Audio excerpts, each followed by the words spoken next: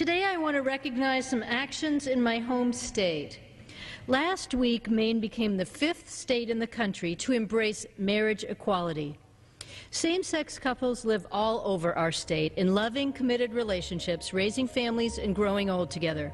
Yet they have not been afforded the rights and responsibilities that come with marriage. The gay community is fighting for this, and it will open up a lot of other ways of thinking for people. Marriage is about respect and honor and commitment, and most of all, love. That's it. I'm fighting for gay rights because it's who I am.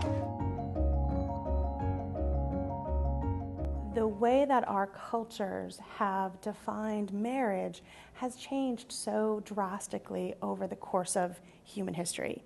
You know, the origins of what we view as a marriage contract, their origins are in a property transfer from a father to a husband. And then the concept of marriage became one that was a religious piece. And so the church was the place in which marriage was sanctioned. And so we've gone from a transfer of property to a religious institution to the reality of how our society views marriage in this day and age of, two adults, in a partnership, in a relationship with, other aspects of their family lives. And so I think that our concept of marriage really hasn't changed that greatly, and yet the way that it's sort of viewed, the way that it's processed in our culture has changed drastically. If what you're trying to provide is that two people who have committed to live their lives together, who are willing to suffer all of the impositions that we put on two people who are through right and wrong and thick and thin and sickness and in health and all the other things that we ask of heterosexual couples. If same-sex couples are willing to do the same thing, then why can't they be married? So I'm Executive Director of Equality Maine, and Equality Maine is Maine's largest, actually Maine's only, lesbian, gay, bisexual, transgender political advocacy organization.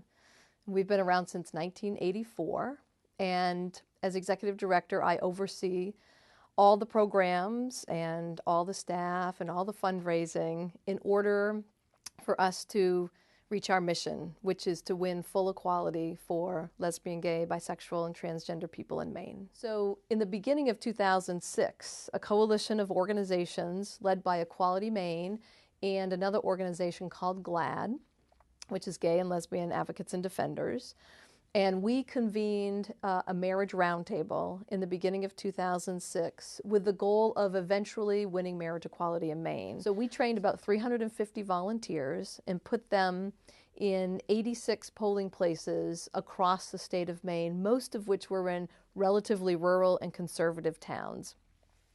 And our goal was we gave all the volunteers postcards to sign. And the postcards basically said, yes, I support marriage equality, and I would like my legislator to vote for marriage equality if a bill comes up in the session. By 1 o'clock, we had hit 10,000 signatures. By the end of the day, we had gathered over 33,000 postcards from voters who signed in support of marriage equality. Heading into 2009, we did agree that we would go forward. We felt our chances to pass marriage in the legislature were pretty good. We knew we needed to start with a sponsor who was going to be an appealing sponsor for other legislators to support. So we didn't really want a sponsor of the bill who lived in, for instance, Portland, because people just assume legislators who live in Portland are going to support marriage equality. So we were looking for a legislator. We actually wanted a senator versus someone from the House. And we decided that Senator Dennis Damon would be the ideal sponsor. And I was actually kind of wondering why they were telling me that they were thinking of having this bill introduced. And so after I had said that's nice, they said, and oh, by the way, we would like you to sponsor it. So I said, well, let me think about that, if you will. Give me the night. And so I thought about it that evening.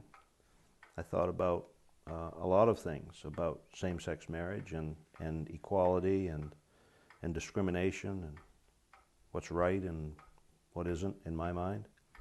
And came back to them the next day and said that I would be willing to sponsor it. Same-sex couples are deserving of the same rights and responsibilities that heterosexual couples, that other sex couples are granted when they can legally marry.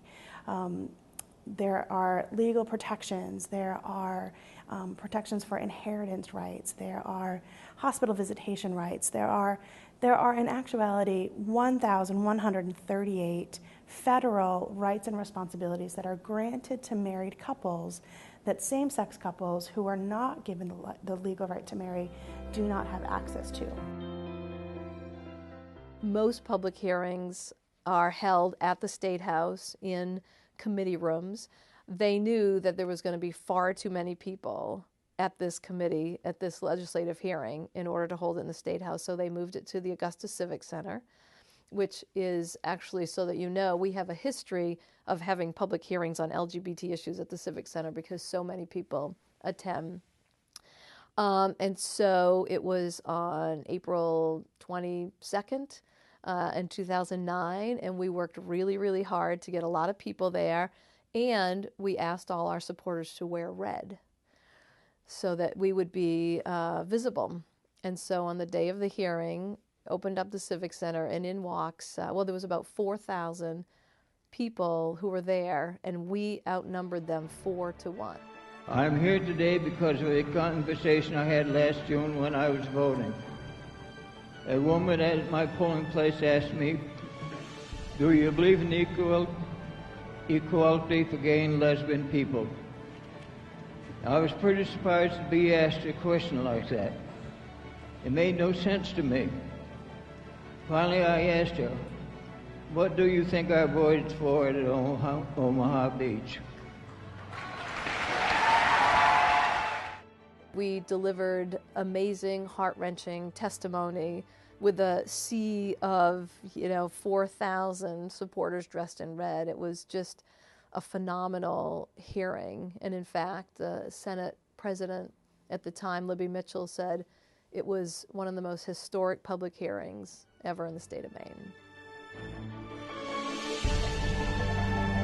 When the final votes were taken, the House did pass it relatively easily, but the Senate, being more evenly divided, Democrats and Republicans, the debate went on and on. Madam President said, "We're here to see the governor." And she said, "We have a bill that the legislature has just passed that we want to deliver to the governor."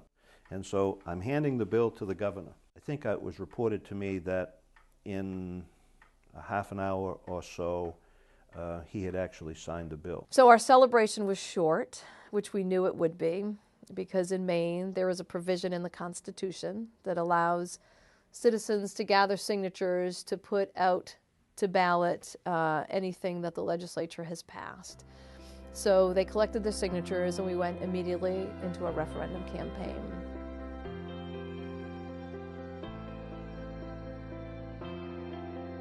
I can't abide by a group of people or even a single person being carved out and not being allowed to have the rights that I have or that we have collectively as a society. I don't think that one should be able to sit by and say, well, that's okay, because after all, there's only a few of them, or there's only one of him, or one of her, so we can do that. That's wrong. It's inherently wrong. It's wrong to the core, and if we allow that, then I think we are wrong, and I think that society in general suffers for it. It's fair, it's right, and it's time.